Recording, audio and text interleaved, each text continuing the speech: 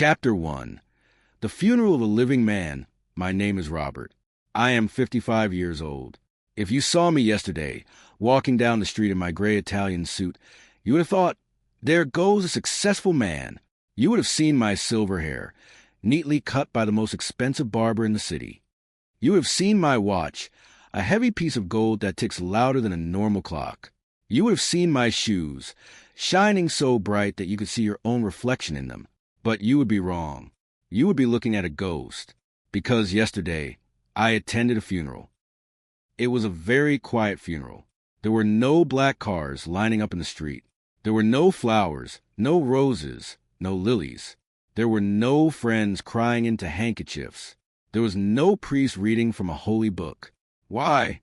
Because the funeral was for me, and I am still alive. Let me explain. I do not mean that I died physically. My heart is still beating inside my chest. Thump, thump, thump, thump. My lungs are still pulling in the cold air of this empty house. But the man I used to be, the man who laughed, the man who dreamed, the man who knew how to love, that man died a long time ago. He was killed slowly, day by day, year by year. He was killed by a very dangerous, invisible weapon. That weapon was called ambition. For 30 years, I have been running a race that has no finish line. I told myself, Robert, just run a little faster. Just make $1 more million. Just buy one bigger house. Then you can stop. Then you can rest. Then you can be happy. That was my lie, the biggest lie I ever told. And I told it to myself every single morning in the mirror. I live in a house that looks like a castle. It has 10 bedrooms. Can you imagine? 10 bedrooms for one man. Most nights, I sleep in the master bedroom, in a bed large enough for 3 people. The sheets are made of Egyptian cotton, cool and soft against my skin. But the other side of the bed is empty. It has been empty for 5 years. My wife, Sarah, used to sleep there. Now, only a cold pillow remains. Sometimes when the house is very quiet, I walk into the other 9 bedrooms. They are perfect. The furniture is untouched. The carpets are clean. But the air in those rooms is stale. It smells like a museum of a life that nobody lives. I have a dining table that seats 12 people. It is made of mahogany wood, dark and rich. But tonight, like every night for the last 5 years, I will sit at the head of that table alone. I will eat a meal prepared by a private chef, and the only sound will be the scraping of my silver fork against the china plate. Scrape, scrape, the sound of loneliness. People look at my life and say, Robert is a king. They see the silver Mercedes in the driveway. They see the swimming pool that glows blue in the moonlight. They say, I wish I had his life. Be careful what you wish for. The event that killed me, the final nail in my coffin, happened on a Tuesday. It was a Tuesday like any other. The sky was a pale blue. The birds were singing, unaware that my world was about to end. I woke up at 5 a.m., as I always do. I drank my black coffee, bitter and hot. I checked the stock market on my phone before I even brushed my teeth. I put on my suit, my armor. I tied my silk tie in a perfect knot. I looked in the mirror and practiced my boardroom smile. It is not a real smile. It is a smile that shows teeth but no warmth. A smile that says I am in charge. I drove to the office, the headquarters of the company I had built, the company I had given my blood, sweat, and tears to for 3 decades. I walked into the building, and the security guard nodded at me. Good morning, Mr. Robert, he said. I didn't stop to ask him about his family. I didn't stop to ask him how he was. I just nodded and kept walking. Time is money, right? That's what I always said. I took the elevator to the top floor, the 40th floor. The view from there is incredible. You can see the whole city. The cars look like little ants. The people look like nothing. Maybe that was my problem. From up there, people stopped looking like people. They became numbers. They became resources. My secretary, a young woman who was afraid of me, told me the owners wanted to see me. They are in the conference room. Sir, she said, her voice shaking slightly. I walked in. The conference room was cold. The air conditioner was humming a low, steady sound. 3 men sat at the long glass table. They were younger than me. They wore suits that were tighter, more modern. They had laptops open in front of them. They didn't stand up when I entered. They didn't offer me coffee. Robert, the one in the middle, said. His name was Jason. He was 35 years old. When I was 35, I was working 18 hours a day. Jason looked at me with eyes that were as cold as the glass table. Thank you for coming, Jason said. We have been looking at the numbers. The market is changing, Robert. The world is moving to digital. We need to be faster. We need to be younger. I felt a cold shiver go down my spine. What are you saying, Jason? We are saying that your services are no longer required, he said. He slid a piece of paper across the table. It made a dry, whispering sound against the glass. This is your severance package. It is very generous. You can retire. You can play golf. You can travel. Just like that. 30 years. 30 years of missing my daughter's birthdays. 30 years of coming home late to a wife who eventually stopped waiting. 30 years of stress, of high blood pressure, of sleepless nights. All ended with a piece of paper and a handshake from a man who didn't even know my middle name. I tried to argue. I tried to shout. I built this division. I said, I made you millions. Jason just sighed. He looked at his expensive watch. It's business, Robert. Don't take it personally. Business. That word echoed in my head. I walked out of that building for the last time. I carried a small box with my things, a stapler, a photo of my daughter, Emily, from when she was 5 years old. She is 28 now. I haven't taken a new photo of her in 20 years. I sat in my car in the parking lot. The sun was shining brightly, mocking me. I gripped the steering wheel until my knuckles turned white. I wanted to cry, but I had forgotten how. The tears wouldn't come. My eyes were dry, like a desert. I drove home. I drove past the park, where fathers were pushing their children on swings. I drove past the small cafes, where couples were laughing over cheap coffee. They had nothing, but they looked so full. I had everything, but I was empty. I arrived at my gate. The automatic doors opened. Word clanked. I parked my silver Mercedes next to the empty space where my wife's car used to be. I walked into my 10-bedroom house. I'm home, I shouted. My voice bounced off the marble floors.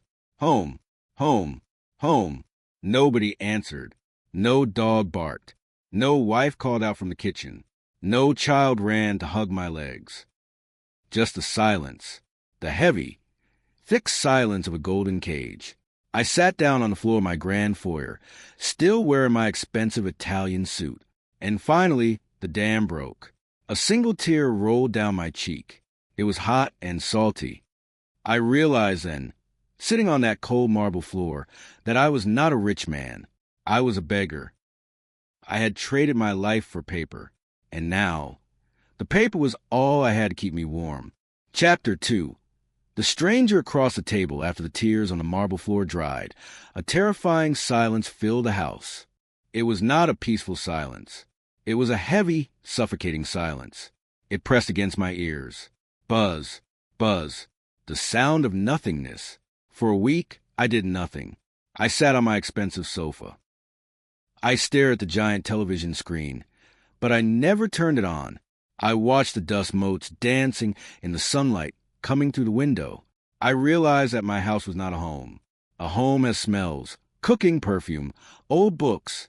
My house smelled of lemon cleaner and loneliness. I needed to hear a human voice, not a business partner, not a secretary. A real human voice. I looked at my phone. I scrolled past hundreds of contacts. CEO of TechCorp, VP of Marketing, Director of Sales. Finally, I stopped at a name that I hadn't called in 6 months. Emily, daughter. My thumb hovered over the call button. My heart, which never raced during million-dollar negotiations, was now pounding like a drum. Thump, thump. Thump, thump. I was afraid of my own child. I pressed call. Hello? Her voice was professional, guarded. She sounded like she was speaking to a telemarketer. Emily, I said. My voice cracked. I cleared my throat. It's Dad. There was a pause. A long, uncomfortable pause. Hi, Dad. Is everything okay? Do you need something signed? That hurt. She assumed I was calling for business. No, I said quickly. No papers. I wanted to see you. I have retired, Emily. I have time now. I want to invite you to dinner. Tonight, at the house. Another pause. I could hear her breathing on the other end. Tonight, I'm tired from work. Dad, please, I said. It was the first time in years I had used that word. I will order from Le Petit, your favorite restaurant. The one with the truffle pasta. I heard a sigh. It was a heavy sound. Okay, Dad. I'll be there at 7 o'clock. I spent the next 4 hours preparing. I was nervous. I shouted at the cleaning staff to polish the silver again. It must shine. I yelled. I went to my wine cellar and picked a bottle of Cabernet Sauvignon from 1995. It cost $500. I thought, this will impress her. This will show her I care. At 7 o'clock sharp, the doorbell rang. Ding dong. The sound echoed through the empty hallways. I opened a huge oak door. Emily stood there. She looked different than the photo on my desk. She looked older. There were tired lines around her eyes. She wore a simple coat, slightly worn at the sleeves. She drove a small, practical car that looked tiny next to my Mercedes. Come in, I said, putting on my best smile, the smile I use for investors. She walked in. She looked around the foyer. She didn't look impressed. She looked sad. It's been a long time, Dad. The house looks big. It is, I said too loudly. 10 bedrooms. Plenty of space. Come, let's eat. We sat at the long dining table. I sat at the head. She sat on my right. But the table was so wide that she felt miles away. The distance between us wasn't just physical. It was emotional. The food was perfect. The truffle pasta smelled like heaven. The wine was rich and dark. But the atmosphere was cold. We ate in silence for 10 minutes. The only sound was the clink-clink of silver forks hitting china plates. Every clink felt like a hammer hitting a nail. I couldn't stand it. I had to fix this. I was a problem solver, right? I solved billion-dollar problems. I could solve a daughter problem. I cleared my throat. So, Emily, I have news. I am free now. No more work. I was thinking we should celebrate. She looked up from her plate. Her eyes were dark, like her mother's. Celebrate what, Dad? Celebrate time. I raised my glass. I was thinking we could go to Paris next month. First class. We can stay at the Ritz. You always want to go to the Louvre, right? I will pay for everything. Shopping, food, everything. I waited for her smile. I waited for her to say, "Oh, Dad, that's amazing. Thank you." But she didn't smile. She put her fork down slowly. Clack! She let out a short laugh, but it wasn't a happy laugh. It was a dry, brittle sound, like a dry leaf being crushed. Paris? She said. You want to take me to Paris? Yes. Why not? I smiled nervously. It's the best city in the world. She looked me straight in the eyes. Her gaze pierced through my expensive suit. Dad, do you remember when I graduated from college? I was valedictorian. I gave a speech. I sent you a car, I stammered. A brand new BMW. Yes, she said quietly. You sent a car. And a card signed by your secretary. But do you know who was in the audience, Dad? Other fathers were there. They were cheering. They were crying. I looked for you. I looked at every face in the crowd. I saw hundreds of strangers, but I didn't see my father. I had a merger.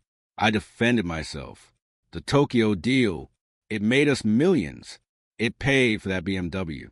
She stood up. Her chair scraped loudly against the marble floor. Scryich. The sound made me flinch. I didn't need the BMW, Dad. Her voice rose. It echoed in the high ceiling. I didn't need the money.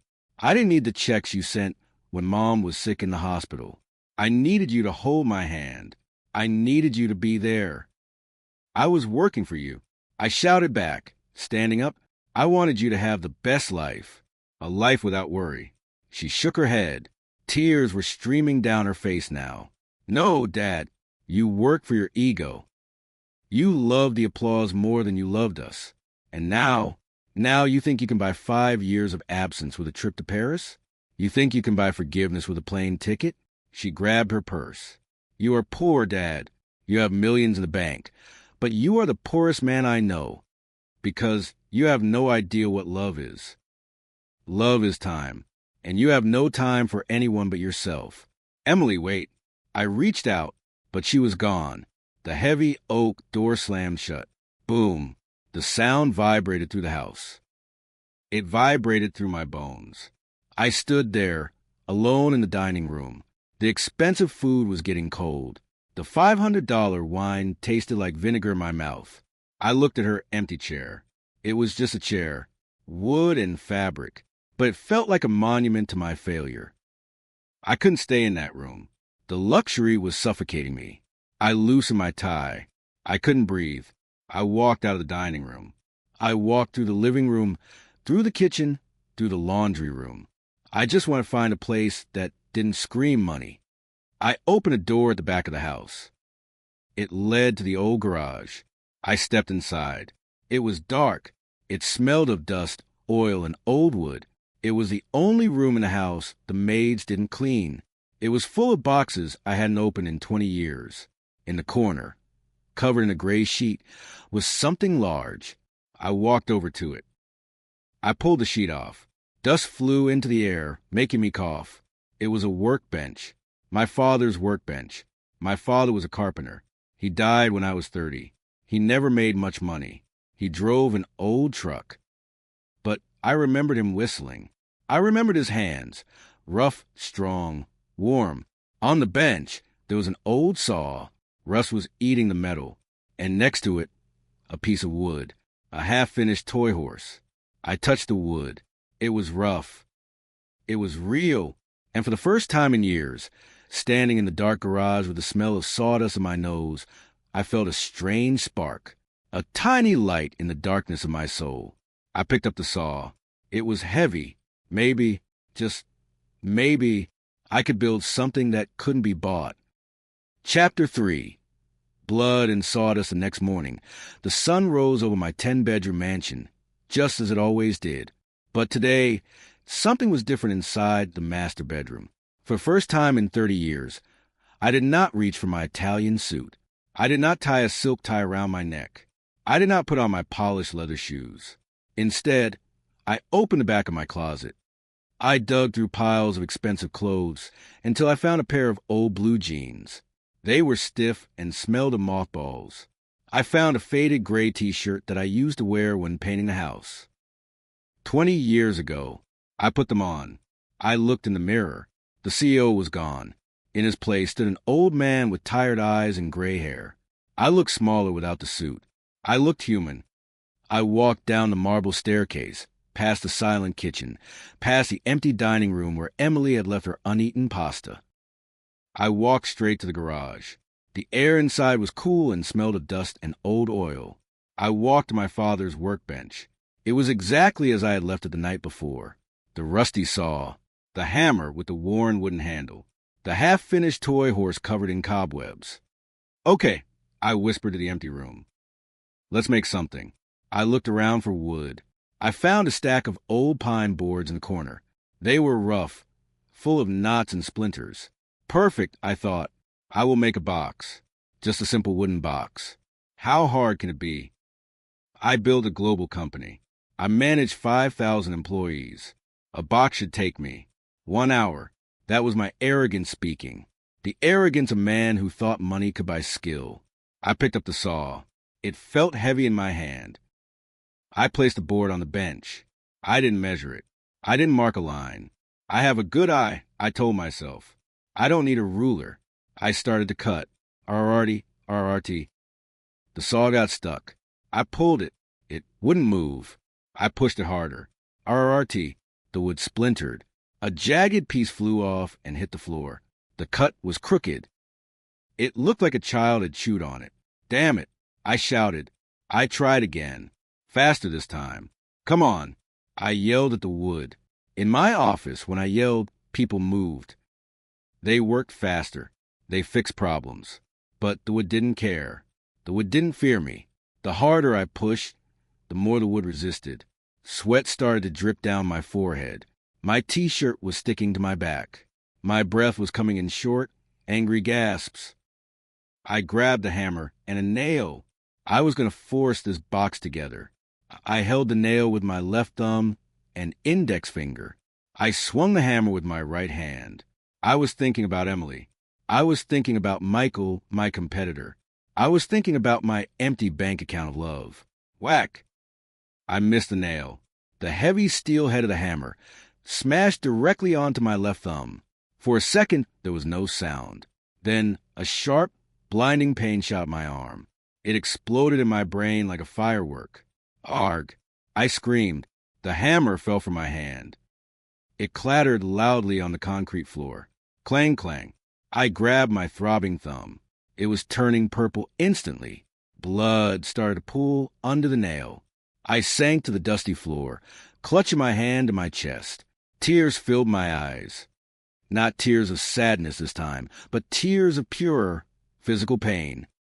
I sat there, a 55-year-old man, curled up on the dirty floor of the garage, rocking back and forth.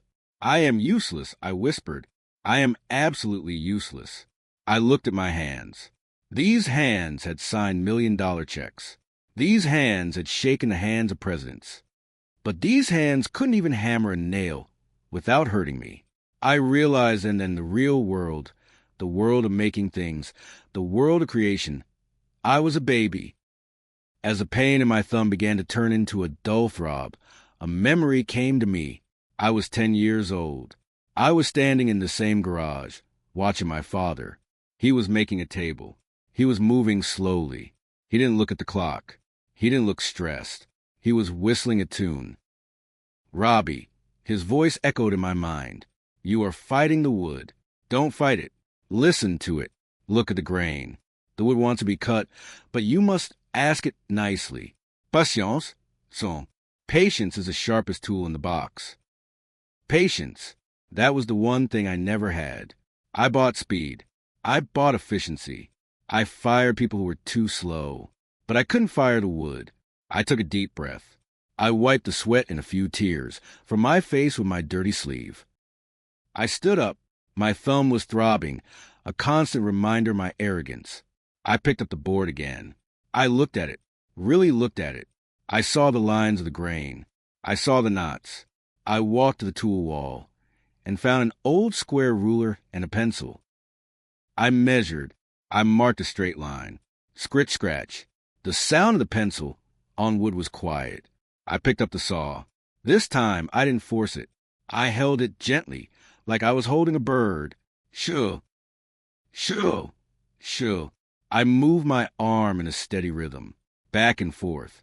Not fast, not slow, just steady. The saw teeth bit into the wood. Sawdust began to fall. It fell like golden snow, covering my expensive leather shoes, which I had forgotten to change. The smell of pine filled the air. It was a sharp, clean smell. It smelled like forgiveness. Shoo, shoo. The cut was straight. The piece of wood fell to the floor with a soft thud. I picked it up. The edge was smooth. It wasn't perfect, but it was straight. I ran my thumb over the cut. I didn't feel pride. I felt peace. For the first time in 30 years, my mind was quiet. The stock market didn't matter. The Paris trip didn't matter. The silence in the house didn't matter. All that mattered was this piece of wood and the next cut. I worked for 4 hours. I didn't look at my phone. I didn't drink coffee. I just cut, sanded, and glued. By the time the sun began to set, casting long orange shadows across the garage floor, I had finished. It was a box, a small, crooked, pine box. One corner was higher than the other. There was a blood stain on the side from my thumb. It was ugly. If I saw this in a store, I wouldn't pay a penny for it. But I held it in my hands like it was made of gold. I had made this. Me, Robert the Failure, Robert the Ghost. I had taken a rough, useless piece of wood and turned it into something that could hold things. I looked at my hands. They were covered in dust. There was dried blood under my nail. I had never felt cleaner in my life. I put the box on the workbench. I looked at it and smiled. A real smile, not a boardroom smile. Tomorrow, I whispered to the empty garage. Tomorrow, I will make it better. I didn't know it then, but that ugly box was the first brick in the bridge back to my life. I walked back into the big, empty house. But tonight, the silence didn't scare me as much, because I carried the smell of sawdust with me. And for the first time, I felt like I was waking up from a long, bad dream. But just as I was finding this small peace, the world outside was preparing to test me. The devil was dialing my number. Chapter 4.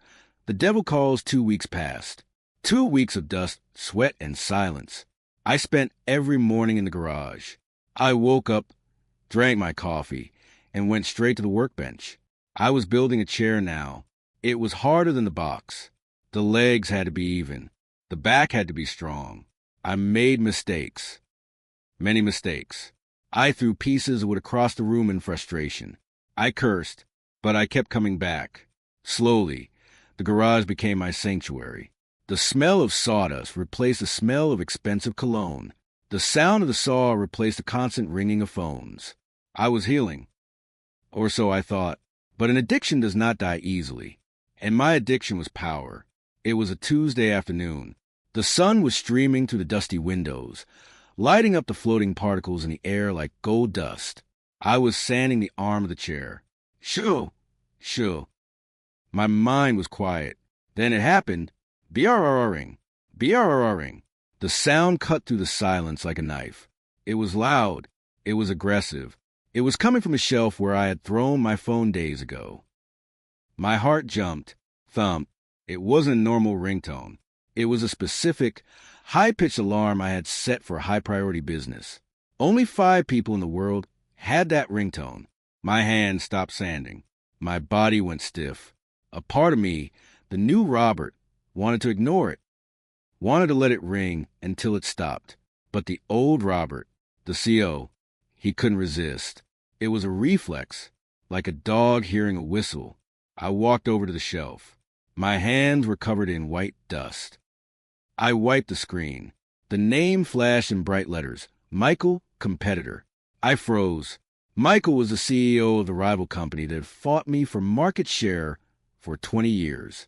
He was ruthless. He was arrogant. He was me. Why was he calling? I took a deep breath. I pressed the green button. Hello? My voice sounded raspy and used. Robert. Michael's voice was smooth, confident. It sounded like expensive scotch and cigars. I heard the news. Those fools at your old company. They fired the lion to hire a bunch of sheep. His words hit me right in the chest. They felt warm. They felt validating. Someone finally understood my value. It happens, Michael, I said, trying to sound casual. I am retired now. Michael laughed. It was a low, knowing laugh. Retired? You? Robert, don't lie to me. Sharks don't retire. They swim until they die. And you are a shark, my friend. Istutagir. My ego, which had been sleeping in the sawdust, opened its eyes. It was hungry. What do you want, Michael? I have a problem, he said, his voice dropping to a whisper. My Asia division is bleeding money. The Tokyo deal is falling apart. I need someone who knows the Japanese market. Someone they respect. Someone they fear. He paused for effect. I need you, Robert. The world seemed to stop. Me? The man who was fired? The man who is useless? I can offer you a contract, Michael continued. 3 months, just to fix the mess. I will pay you double your old salary, plus a bonus upon completion. The private jet leaves tonight at 8 p.m. Tokyo. Images flooded my mind. First-class cabins with champagne. 5-star hotels with city views. Walking into a boardroom and seeing fear in the eyes of younger men. The rush, the adrenaline, the power. I looked down at my clothes. I was wearing a dirty t-shirt with a hole in the shoulder. My jeans were covered in glue. My fingernails were black with dirt. I looked at the unfinished chair in the corner. It looked pathetic. It was just wood. It was silent. It didn't clap for me. It didn't pay me millions. Robert? Michael asked, "Are you there? Don't tell me you prefer sitting in a garden watching the grass grow. You were born for this." I hesitated. My eyes went to the photo of Emily I had pinned to the wall. The one from when she was 5. She was smiling. But then I thought about our dinner last week. Her cold eyes. Her anger. "You are poor, Dad. If I took this job, if I made this money, I could buy her a house. A real house. I could set up a trust fund for her baby. I could prove to her that I was not useless. I could be the king again. Double the salary?" I asked. "Double," Michael confirmed. "And the respect you deserve." I looked at the saw. It seemed dull and heavy. I looked at the phone. It was shining and light. "I need to pack," I said. The words came out before I could stop them. "Excellent," Michael said. "The car will pick you up in 2 hours. Welcome back to the land of the living, Robert." The line went dead. I stood there in the silence, but it wasn't peaceful anymore. My heart was racing. My blood was pumping. The addiction was back. I put the phone in my pocket. I turned my back on the workbench. I turned my back on the unfinished chair. I walked out of the garage and into the main house. I am doing this for Emily, I told myself. I will make one last fortune, and then she will see. Then she will respect me. I walked up the marble stairs, taking 2 steps at a time. I went into my massive closet. I pushed aside the old jeans. I reached for my best suit, the navy blue one, the one I wore when I closed the biggest deal of my life. I was going back. The garage was just a dream. This was reality. I was lying to myself. I was walking straight into the fire, and I was holding a can of gasoline. Chapter 5. The collapse. I stood in front of the mirror in my master bedroom. The old Robert was back. I was wearing my navy blue suit. It cost $3,000. It fit me perfectly. I tied my silk tie. Swish. Pull. I tightened the knot. It felt good. It felt secure. Like armor. I looked at my reflection. The gray hair was still there, but the tired eyes were gone. They were sharp again. "Hungry. You are back," I whispered to the man in the mirror. "Tokyo awaits. Millions await." I checked my watch. It was a Patek Philippe. It told me the time was 9 a.m. My flight was at 8 p.m. I had plenty of time to pack, make a few calls, and get to the airport. Then my phone beeped. A soft electronic sound. Reminder, 10 a.m., doctor's appointment with Emily. First ultrasound. I froze. I had promised Emily 2 weeks ago. I had looked her in the eye and said, "I will be there. I want to see my grandchild. I want to hear the heartbeat." I looked at the time again.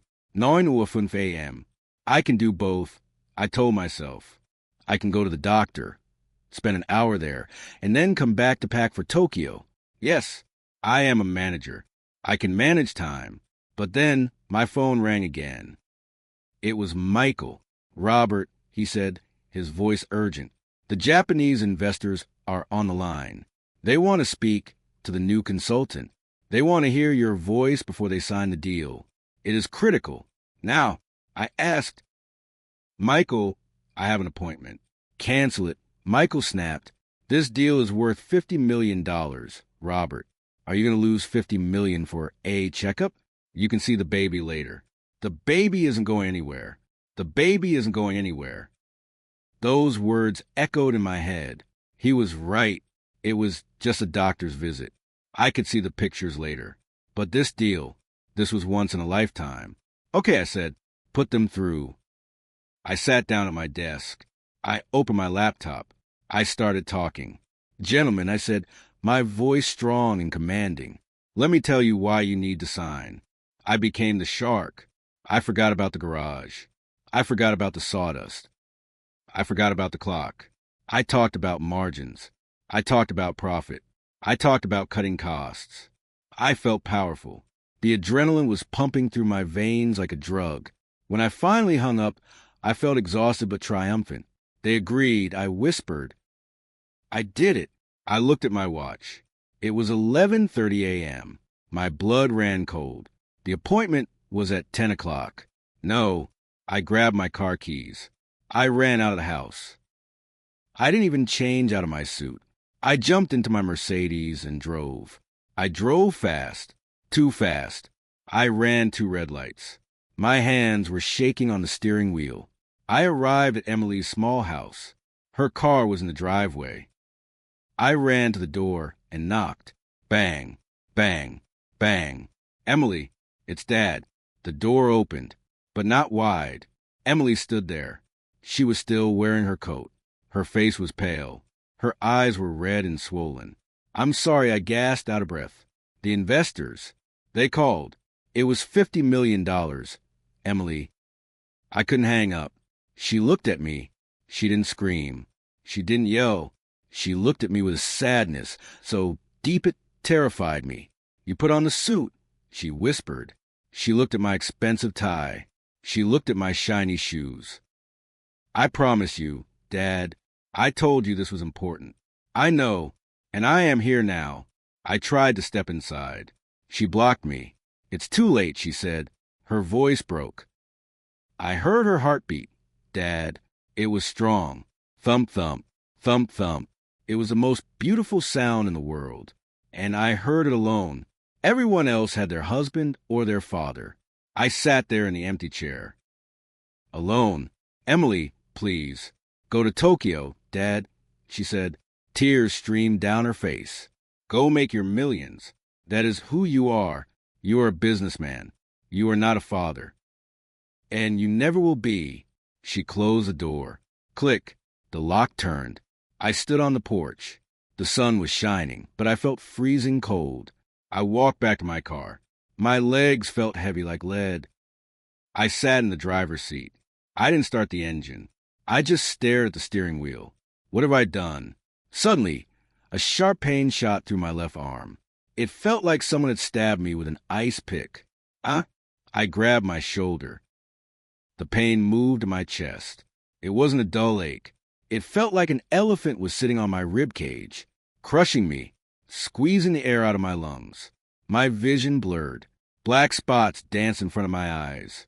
Help! I tried to say, but no sound came out. I fumbled for my phone. I tried to call 911. My fingers were numb. The phone slipped from my hand and fell under the seat. I couldn't breathe. I gasped for air, but my lungs wouldn't open. The world spun. The windshield, the sky, the trees, everything mixed into a gray swirl. My head hit the steering wheel. Honk! The horn blared. A long, continuous sound. Then, darkness. Beep, beep, beep. The sound was rhythmic. Annoying. I opened my eyes. Everything was white, blindingly white. I blinked. I was lying in a bed, but it wasn't my bed. The sheets were scratchy. There was a tube in my nose. There was a clip on my finger. A hospital. A nurse walked in. She was young with a kind face. She saw I was awake. Mr. Robert, she said softly, you're awake. Don't try to move. What? Happened? My voice sounded like gravel. You had a heart attack, she said. A severe one. A neighbor heard your car horn and called the ambulance. You are very lucky to be alive. Alive. I looked around the room. It was a private room, very expensive. But it was empty. There were no flowers on the table. There were no cards. There was no Michael sitting in the chair. There was no Emily holding my hand. Just the machine. Beep, beep, beep, counting the seconds of my life. Did anyone call? I asked the nurse. I prayed, please, please let there be a call. She checked her clipboard. She looked at me with pity. No, sir, no calls. We called the number in your wallet for your daughter, but it went to voicemail. I closed my eyes. A tear leaked out and ran into my ear. I lay there in the sterile silence. I thought about the Tokyo deal. I thought about the millions of dollars. And then I realized the truth, the brutal, honest truth. I was the poorest man in the world. If I died right now, the only person who would touch my hand was a nurse I paid to be there. My money couldn't buy me a heartbeat. It couldn't buy me a tear. I looked at my left hand, the one connected to the Ford drip. It was pale, but under the fingernail of my thumb, there was still a tiny black speck. Dirt from the garage, from the wood. I stared at that speck of dirt. It was the only real thing I had left. "Nurse," I whispered. "Yes, sir?" "Where's my suit?" "It's in the closet, sir." "Burn it," I said. "Burn it." She looked confused. "Sir?" "Give me my phone," I said. "I need to make a call. Not to Tokyo. To my soul. I didn't call Michael. I didn't call Emily. I wasn't ready. I lay there and made a promise to the ceiling. "If I walk out of here," I whispered, "I will never wear a tie again. I will only wear sawdust." Chapter 6. Burning the suit, I walked out of the hospital 2 days later. It was a Tuesday morning. The sky was gray, threatening rain. I stood on the sidewalk, holding a plastic bag. Inside the bag was my wallet, my keys, and my watch. I wasn't wearing my suit. The nurse had cut it open when I arrived in the emergency room. Now, I was wearing a pair of sweatpants and a loose t-shirt that a kind orderly had found for me. I looked like a homeless man.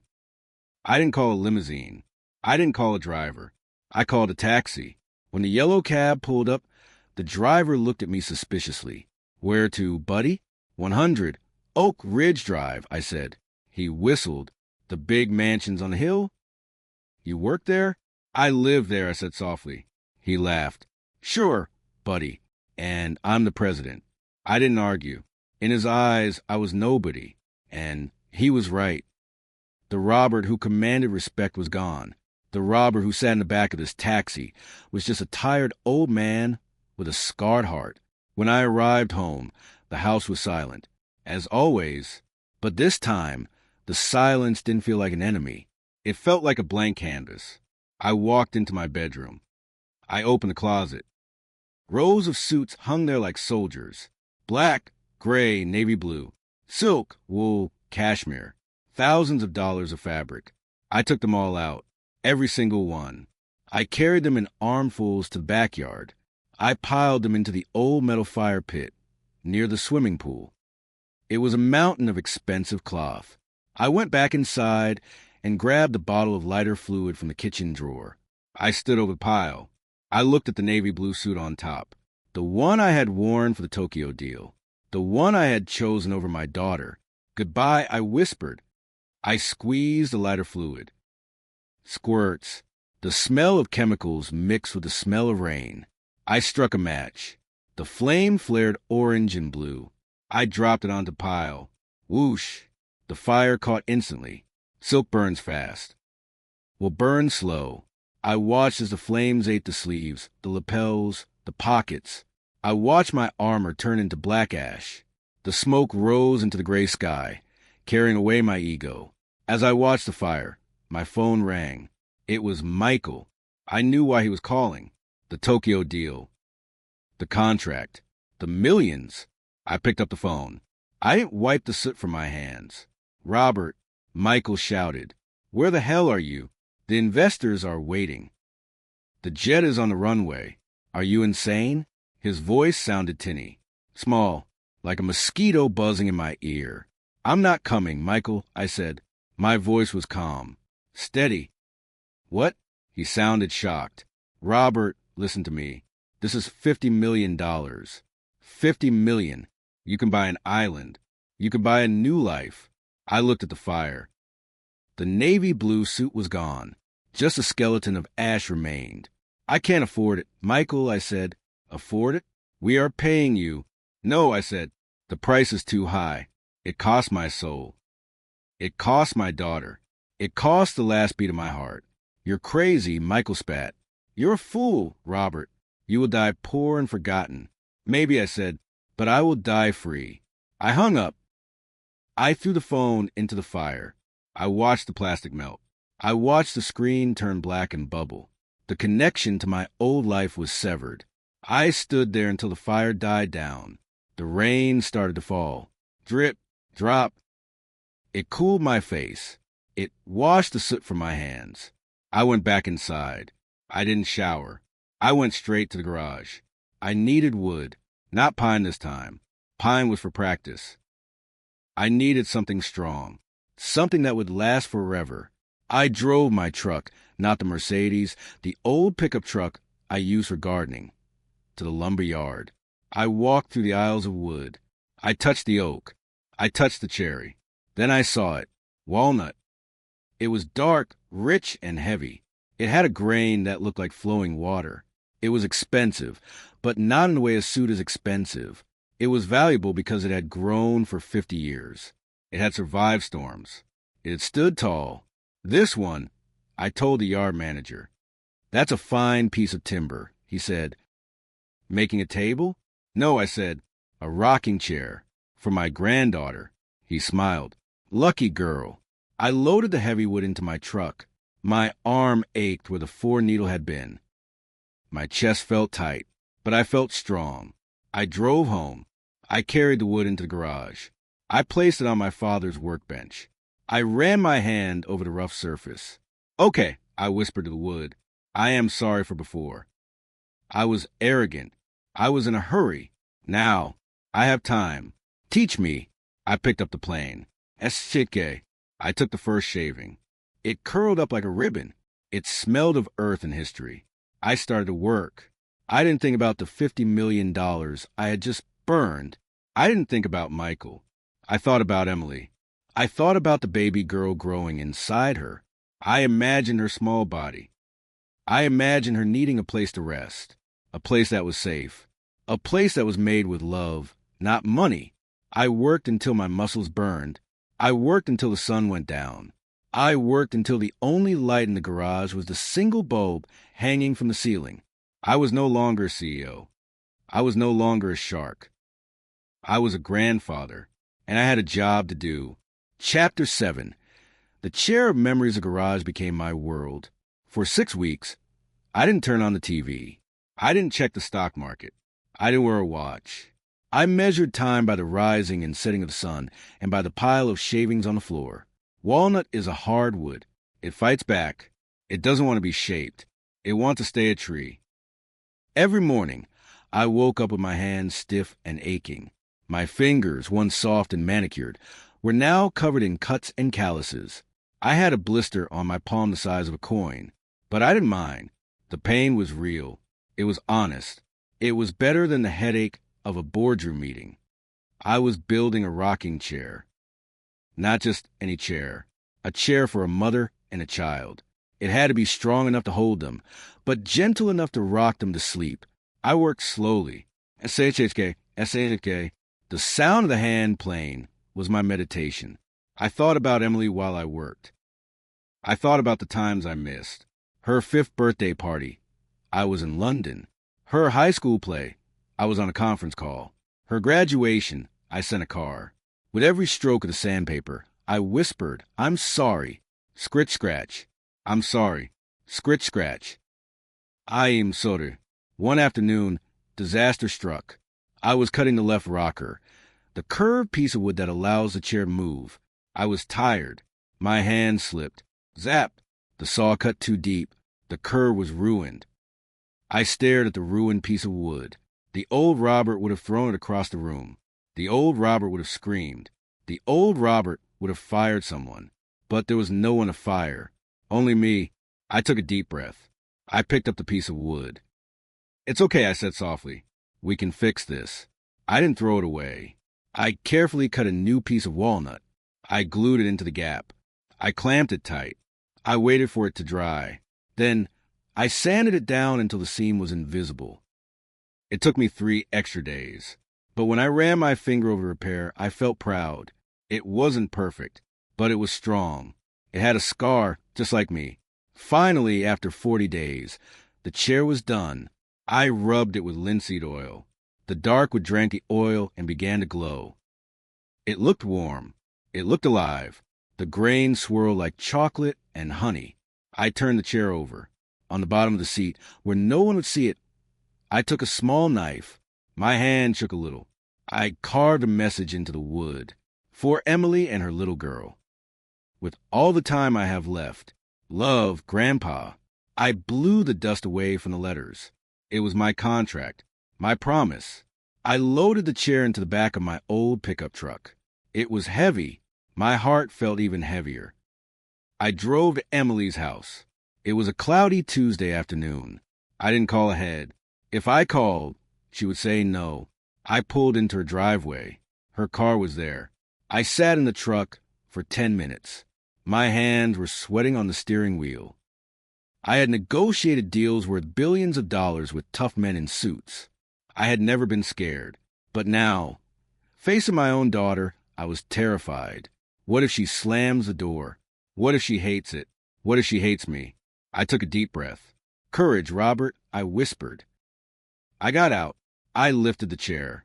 I carried it to the front porch. I knocked. Knock. Knock. Footsteps. The lock turned. The door opened. Emily stood there. She looked tired. Her stomach was big. She was 8 months pregnant. Her face was pale. She was wearing old sweatpants. When she saw me, her eyes narrowed. She saw my old t-shirt covered in sawdust. She saw my dirty jeans. She looked confused. Dad? She asked, what are you doing here? If you're here to talk about Tokyo. No, I said quickly. My voice was hoarse.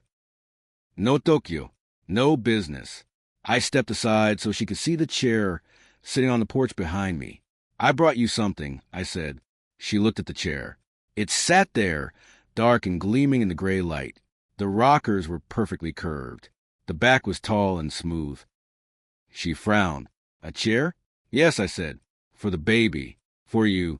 She walked out onto the porch. She circled the chair. She touched the armrest. Her fingers traced the smooth wood. She looked at the joint where the arm met the back. It wasn't a factory joint. It was hand-cut. Where did you buy this? She asked. It looks old. I didn't buy it, I said. She looked at me. What? I made it, I said. Silence. The wind blew through the trees. You made this? Her voice was a whisper. You? I held up my hands. They were rough, stained with oil, covered in small cuts. I showed her the palms. I have been in the garage, I said, for 6 weeks. Every day. I cut the wood. I sanded it. I oiled it. She looked at my hands. Then she looked back at the chair. She sat down in it. Creak. The wood groaned softly, welcoming her weight. She pushed back. The chair rocked. Smooth. Steady. Gentle. She closed her eyes. She put her hands on her belly. It's comfortable, she whispered. I made the seat wide. I explained nervously. So you can hold the baby easily. And the back is high, to support your head when you are tired. She leaned her head back. She rocked. Rock. Rock. Then she stood up. She knelt down on the porch floor and looked under the seat. She saw the carving. I held my breath. She read it. Her finger traced the letters I had carved with my knife. Love, Grandpa. She stayed on her knees for a long time. I saw her shoulders shake. I stepped forward. Emily? She stood up and turned around. Her face was wet with tears. But they weren't angry tears. They were soft tears. You spent 6 weeks? She asked, her voice trembling. You? Robert, the CEO. You spent 6 weeks making. A chair? I had to, I said. I wasted 30 years, Emily. I cannot buy them back. I cannot write a check for the past. But I have today, and I have tomorrow. I looked her in the eyes. I wanted to give you something that cost me everything I had. I said, this chair cost me my time. It cost me my patience. It cost me my pride. It is the most expensive thing I own. She looked at me, really looked at me. She didn't see the suit anymore. She saw the man. She saw the father. She didn't run to hug me. Life is not a movie. But she wiped her eyes and stepped back from the door. It's heavy, she said softly. Can you help me carry it inside? Into the nursery? My heart soared. It was a small request. But to me, it was an open door. Yes, I said. Yes, I can. I picked up the chair. It felt light as a feather. I followed my daughter into her house. For the first time in 20 years, I wasn't walking in as a guest. I was walking in as a father. Chapter 8. The richest man 1 week later. The call came. It was 3 a.m. My phone rang on the nightstand. It wasn't the high-pitched business alarm. It was a soft, simple ringtone I had set for Emily. I fumbled for the phone in the dark. My heart jumped into my throat. Dad? Her voice was tired, but full of something I hadn't heard in years. Joy, it's time. The baby is coming. I didn't call a driver. I didn't call my secretary to send flowers. I put on my jeans and my t-shirt. I jumped into my old pickup truck. I drove to the hospital faster than I had ever driven to a board meeting. When I arrived, the waiting room was empty. The fluorescent lights buzzed overhead. The clock on the wall ticked loudly. Tick, tock, tick, tock. In my old life, I would have hated this. I would have been pacing the floor, checking my emails, yelling at nurses to hurry up. I would have thought this was a waste of my time. But tonight, I sat in the hard plastic chair and waited. I watched the clock, and for the first time, I didn't want to speed up time. I wanted to savor it. Every second was bringing me closer to a miracle. For hours passed. The sun began to rise, painting the sky outside the window in shades of pink and orange. Then the door opened. A doctor walked out. He looked tired but happy. "Mr. Robert?" he asked. I stood up. My legs were stiff. "Yes?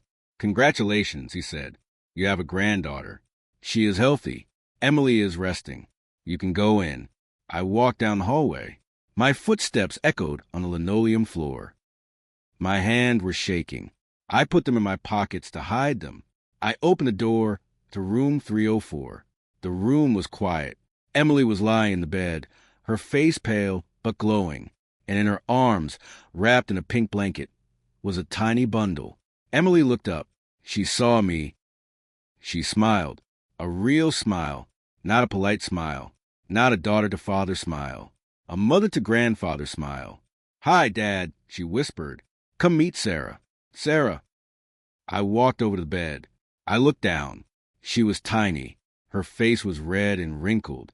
Her eyes were closed tight. Her fists were clenched. She looked like she was ready to fight the world. "Can I?" I asked, my voice cracking. "Sit down," Emily said. She pointed to the chair in the corner. It wasn't a hospital chair. It was my chair. The walnut rocking chair I had made. Emily had brought it to the hospital. I sat down. The wood felt warm and solid beneath me. Emily carefully placed the baby in my arms. Oh, the weight! It wasn't heavy like a briefcase full of gold. It wasn't heavy like the burden of a company. It was a different kind of weight. It was the weight of life. It was the weight of the future. She smelled of milk and powder. She was warm. I felt her tiny heart beating against my chest. Thump, thump, thump, thump. It matched the rhythm of my own heart. I looked at her tiny hand. I reached out with my rough, callous finger, the finger I had smashed with a hammer, the finger that was stained with walnut oil. She opened her hand. Her tiny fingers wrapped around my rough thumb. She held on tight. And in that moment, in that quiet hospital room, the old Robert died completely. The CEO was gone. The millionaire was gone. The man who burned his suit was gone. All that was left was Grandpa. I rocked back and forth. Creak, creak. The chair moved smoothly. The sound was like a lullaby. "She likes you," Emily whispered from the bed. I couldn't speak.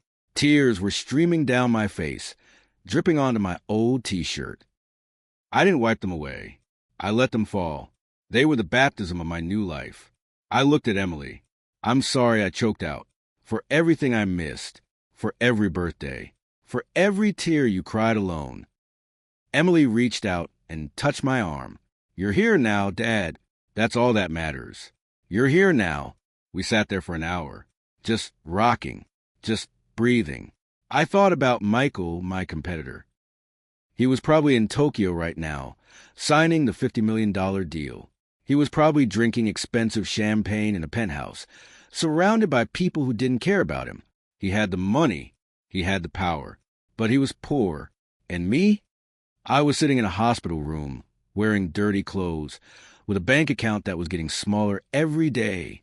But as I looked at Sarah's sleeping face, and as I felt Emily's hand on my arm, I knew the truth. I was the richest man in the world. My name is Robert. I am 56 years old now. I don't live in the mansion anymore. I sold it. It was too big, too empty. I live in a small house near Emily. It has a big garage. Every morning, I wake up and I go to the garage. I make toys. I make tables. I make chairs. I sell them at the local market on Saturdays. I don't make millions. I make enough to buy coffee and diapers for Sarah. My hands are always dirty. My back always hurts. But my heart is full. Every Sunday, Emily and Sarah come over for dinner. I cook. We laugh. We sit on the porch in the rocking chairs I built.